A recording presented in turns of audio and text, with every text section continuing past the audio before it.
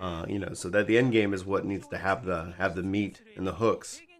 Now they talk about like you level up your weapons, you level up your characters. There's a lot of unique build opportunities, and as long as there's things to go and then kill after that, you know, you got to have that aspirational content, that thing to chase.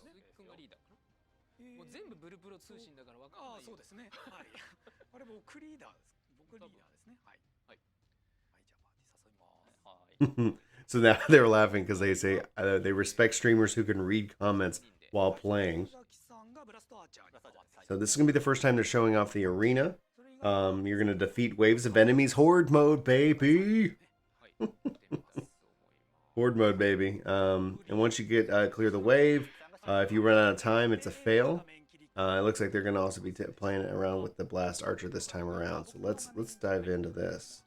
Boom, baby. Let's go. Hello. So it looks like this is the arena menu.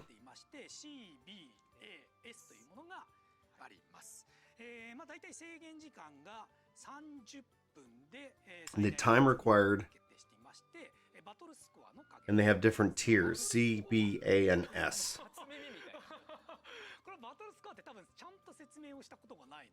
And the number 6 here represents the number of maximum players. They're pointing out more things in the UI. It looks like this weapon they've got is level 10 of 12. I love that weapons level up, by the way. You spend a lot of time just decorating and RPing in Final Fantasy XIV.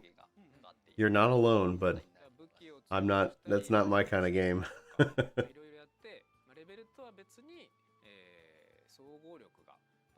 So the battle score is on your page, which is interesting, based on your level, gear, and skills. So that's smart. That's smart. One of the things we've struggled with certain games when it comes to matchmaking is how do you rate somebody who has maybe not the same skill setup and different things like that, right? So you have your gear, your level, your skills. Think of Blue Mage, if they gave it a battle level. That could be something that could end up being excellent. So they say rank C is going to require 11 plus battle score, and that's a culmination of your level, your weapon level, your skills, yeah, etc. Dun-dun-dun, dun-dun-dun. Thank you.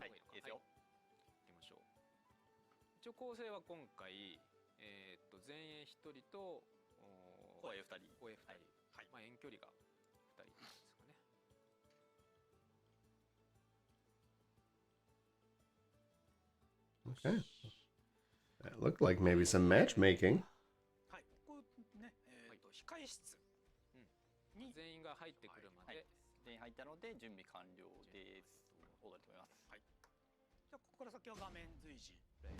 Here we go. So when they talk about PvP right now, they're talking about party versus party. You can see here. Oh, look at that AoE damage, baby. Oh, hell yeah, Spellcaster. Dropping the speed debuffs.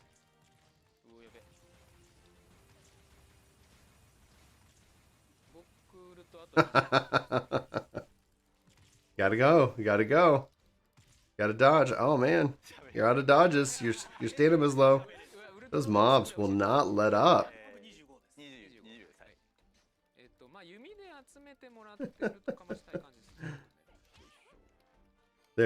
Somebody needs to taunt for sure. Looks like we're going to the archer now.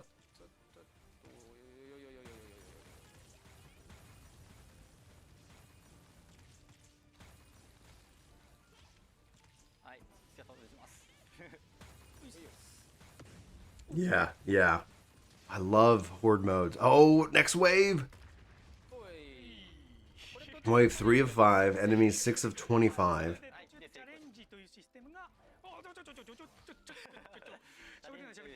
Talking about ults once they're ready to use, they're going to use them. Level 20, 21, 20. Oh yeah, you got to move, buddy. This looks way more challenging than the dungeon already by default.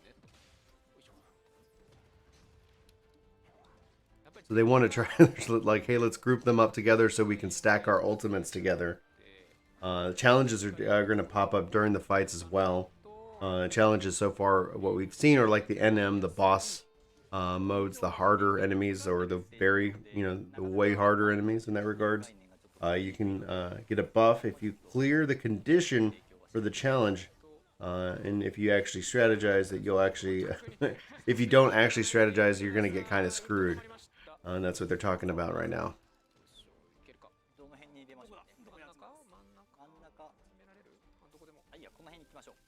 So their ults are ready again.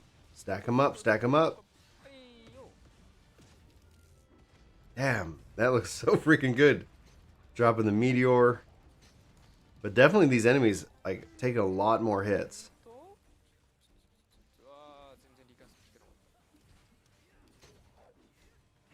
And Jam Alive, welcome to the workforce. Thanks for hitting that follow button.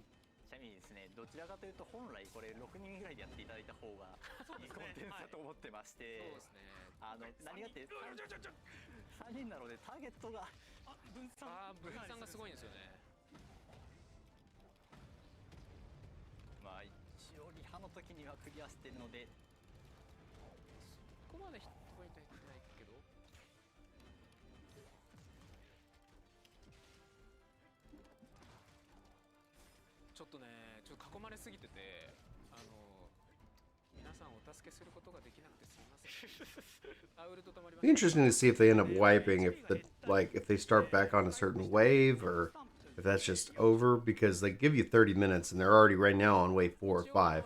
But they still have 10 more enemies probably are going to be coming with wave 5. Subs, welcome to the workforce.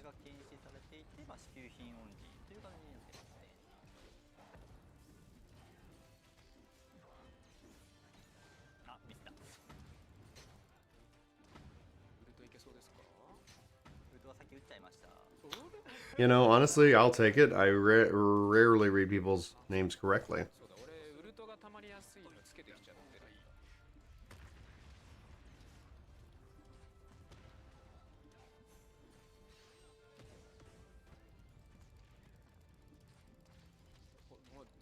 So as you can see here, the game doesn't use traditional Trinity-style fights and classes in that regards with the action ARPG here. Well, I guess action is redundant because an action ARPG, action RPG. I love chat. Like if I'm just going to hover over like this, see different emotes and things like that showing up in the different chat. All your UI and your HUD is fully customizable, which is excellent to see. Very excited by that fact. And the tank, or quote unquote, the tank itself, like you do have like taunt abilities. You can build out and spec out your characters in different ways. Looks like they're doing the healing Imagine right there as the little pig. Get that life back up. So Imagine system is not. There's another Imagine right there. Like the Imagine system's like a summon system, and then there's a lot more detail that they've kind of shared, and we can speculate off of that in and of itself. The devs are playing good. We're still on wave 4 or 5, so it's like, looks like obviously this fourth wave is taking a lot more time.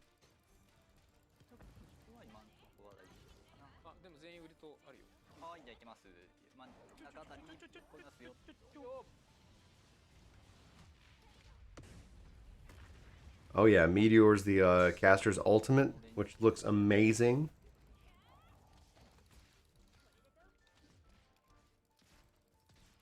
Yeah, it looks like Imagines are there to kind of come in for kind of a bigger hit. 22 or 25, so it looks like maybe the 5th wave is going to be the boss wave? Big old boss wave? No, it's not Trinity whatsoever, subs.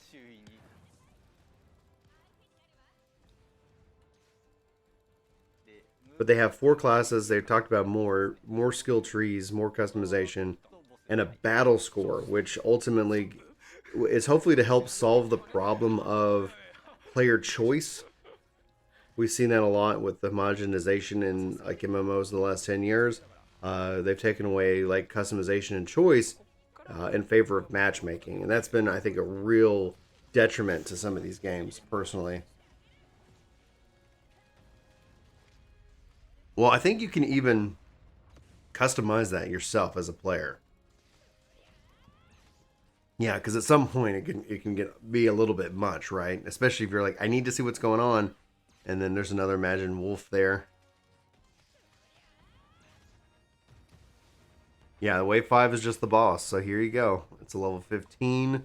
Doesn't have the NM symbol by the name. So that's fascinating to see. It is the same color. It'd be neat if it was a different color, personally, just to kind of designate that visually to me, but I'm not going to complain.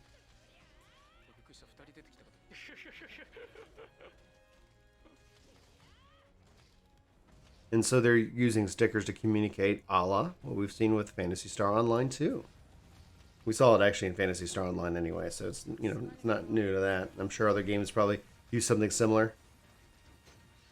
So archers have two aim modes, Gasper. You have kind of a manual aim mode, and then you also have a lock-on target aim mode. They kind of highlighted that. We kind of covered that last week in more detail. And it's really like, so it's like you have a skill-based aspect, but you can also lock in, and depending on the trajectory, like the arrow has to hit the target. It's not going to be sitting here and saying, you know, it's not just like some auto attack, like guaranteed damage, etc. So you do have a zero, you could have 0 DPS, as opposed to like some base limit damage that you bring to the party. It looks like they won. Mer, mer, mer, mer.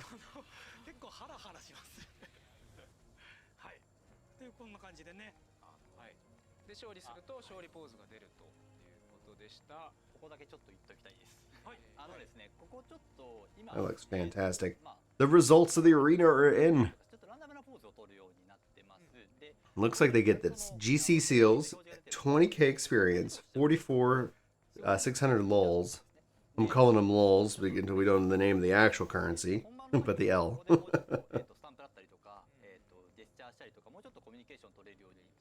Did they get a ranking? Is there like a leaderboard?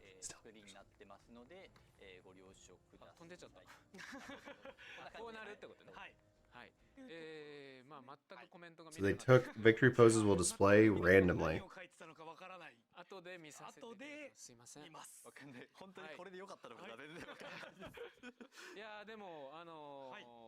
They will make it so that you can communicate and gesture more into the victory screen though. So right now they're just taking like a random victory emote, which is interesting to see overall.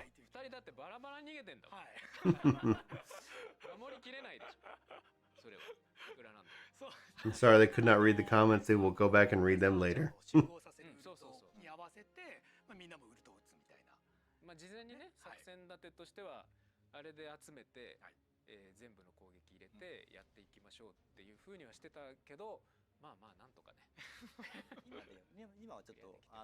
Says that he couldn't protect them when they were split up.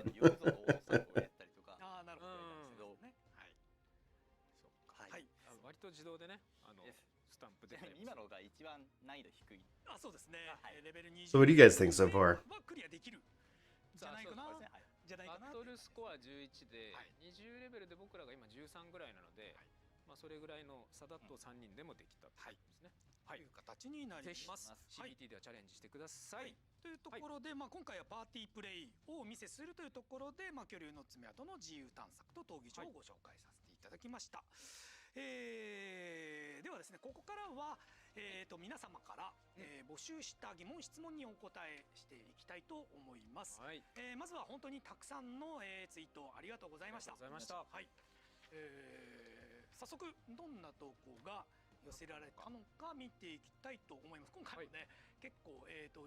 Yeah, me too. I wonder how hard that is logistically.